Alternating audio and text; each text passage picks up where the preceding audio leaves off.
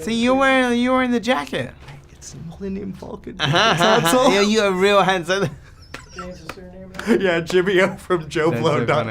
That's so funny. It's a cool jacket, though. It's a cool jacket. So, where did you get the jacket from? Where did it come Well, it's funny, like, sort of, it wasn't intentionally, like, everybody says, oh, he's wearing this Han Solo jacket. But in my memory, Han Solo, at least in the first one, is wearing, like, a brown waistcoat and a sort of, like, cream sort of, like, I want to say blouse. Han Solo doesn't wear a blouse, a shirt. But when we were like putting the actual baby's jacket is from like, it's a modified Topshop jacket. Oh. It's like a Topshop jacket with a different collar. But lots of people commented on it, including Phil Lord and Chris Miller, who've seen the movie. They said, "Hey, he's wearing the Han Solo jacket." I was like, "Well," I said, "I don't remember I guess the Han Solo in Return of the Jedi maybe has that kind of jacket, right?" I think so. Anyway, it was not intentional, I promise. Well, what I love about what you do, and especially you do it very well here, is that you take something that we've seen. We've seen the heist movies. We've seen Drive. We've seen The Driver, as you mentioned. But you add a little element that we haven't seen before. Where did you think about the music mixing with this kind of action, mixing with practical, actual car chases? It was sort of the first idea, really. It's like sort of, growing up, I'd sort of like seen all of those movies, like, The Driver and, like Point Break and like Heat and, and obviously all of the kind of the heist movies of like the sort of 60s and 70s as well.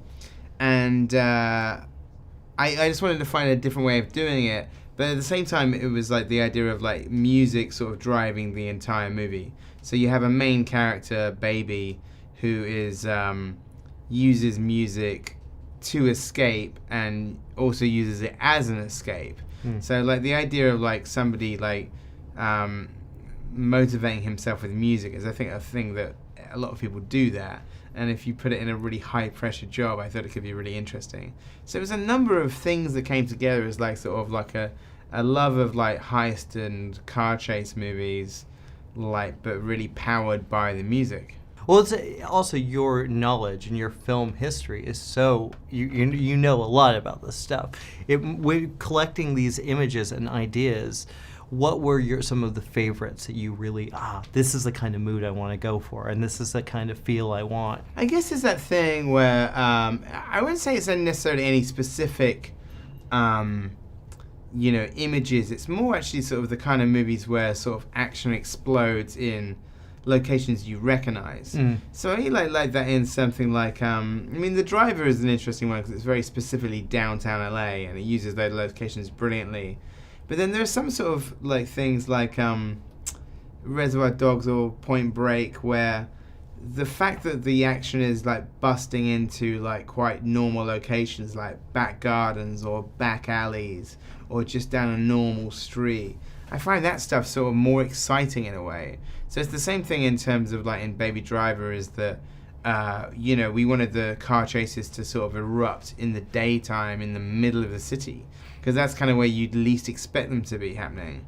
You see a lot of action scenes in movies that are on like in warehouses or by the docks, and it's like, yeah, we know you can close these things down easily. So it's like, but in something like Heat, when like a gun battle erupts in the street, which is like where you might be having your coffee, then that's truly like exciting and dangerous, Okay, you are driving these amazing cars, and I see you're rigged up. How much do you need to know to actually do that and make it look real? I knew everything. Really? I did a lot of stunt training with the incredible stunt team, and they prepared me for everything we did, whether or not I did the stunt. The stunt team would say, okay, remember here, you're doing a 90 and then drifting into this, into this corner, and so remember, you're gonna first you're gonna pull the E, get the lockup, soft input, you're turning to the left, and then counter steer, and then put the E down, and then clutch in. And so like they told me exactly, remember, this is what you do here because we practiced it in a parking lot with cars. So I actually did learn how to do the driving. And then even when I wasn't driving, I was never doing random wheel movements. I was always doing exactly what the stunt driver would have been doing. But of course, I probably wouldn't have been able to pull off the stunts, but at least it was close to what they were supposed to be. Nice. Well, it looked real. Now I'm going to ask you guys. One of the things I think is interesting about Edgar is he always gives actors a chance to kind of stretch themselves and go in a different place. Both of you, I don't think I've ever seen in this type of role. You're badass, and you're both so intense. Well, you know, it's nice. It's nice. You're right. I mean, Edgar kind of thinks out of the box in every way, and I think this movie is sort of thinking out of the box in many ways. And so it's nice that it extends into his casting choices, and I think that that's. I mean, it certainly is wonderful to be thought of in that way, you know, and given the opportunity to do something a little bit different. Yeah. What about you? Yeah, I mean, I guess I don't kind of look at it that way. I just sort of, it's always a degree of difficulty, though, when you go against the grain. I had to play a Crip one time, and that was, like, to me, the toughest, because I actually knew, you know, those guys. But then in playing this, I could literally lock in on people that I've known that have that sort of, I'm going to wreck the party sensibility. I'm going to wreck everything that's good just because I can. And so that's what Bats is. You know, he's a person who disrupts, so they will have a jumping off point as far as where their characters needed to go in order to feel, you know, validated as men. Well, it's also surprising to see, this is really Edgar's first time out of the Coronado trilogy, doing something very American.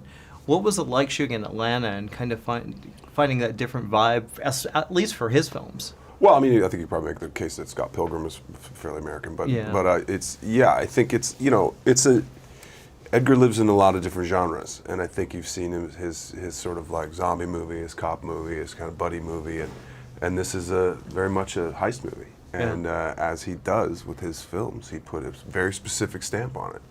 And in the marketplace where we have, you know, prequels and requels and sequels and reboots and all this other stuff, this is actually an interesting story that's not based on existing IP. It is what it is. It's a story that we're familiar with. It's a genre that we're familiar with. Cops and robbers, heist, whatever you call it, action. But it's done in a way that we haven't seen it before, and that's refreshing. And I think given a marketplace that's really jammed with stuff that we have seen before, it's nice to see something original. Welcome to Edgar's World. First of all, what was it like on the set and creating these amazing, especially, let's start with you, especially being involved with those car chases. Those are amazing. Thank you. How was it? I didn't do those. I know, but you were involved. You were in the car. Like, what was your involvement, and how fast did you go? Honestly, I was so happy. At the end of the day, you know, while shooting the movie, things changed, and I didn't get to do as much as originally was supposed to do. But it was really exciting because I got to work with our stunt drivers, who are one of the best drivers in the world, in my opinion. After actually seeing him, I was like, you're definitely the best. Yeah. He is just like massively talented, and he would teach us, and he had just such a positive attitude and so much love for what he did. So that was really exciting, and seeing someone in their full-blown state, because he was really going for it. Like, this is what any stunt driver would love to do, because everything's practical. There's no CGI in the movie. So that just elevates the stakes so much. And also for the actors, when it came to performances, it was really exciting, and that just like kind of like sets up a movie for greatness, and everything just starts layering really nicely. So I had a blast, and I got to shoot guns and play with the guys and be one of the badass tough dudes, and so, but with a skirt while doing it. So it's lovely. It was lovely. And Lily, sounded really English then. Did I? It was lovely. I love it. I've been with her too long. I love right? it. She rubs off. We should do the next interview and switch accents. Oh my God, let's do it. Well, speaking of that, that was pretty good Atlantic accent. She did an amazing accent. Wow. How did you do? Was it easy to find that? Oh God. Well, I have American family, so I do feel like it's sort of in the blood. But I also did a lot of lessons, and actually working with Ansel, he was so brilliantly generous and would sort of help me out with the accent, and I kind of tried to slip into his rhythm and tone and his sort of naturalism, which I think is really beautiful. He's such a kind of still actor, so I was trying to sort of tune into him with regards to helping with the Americanism, you know. How much music? Obviously music is like kind of important with this film.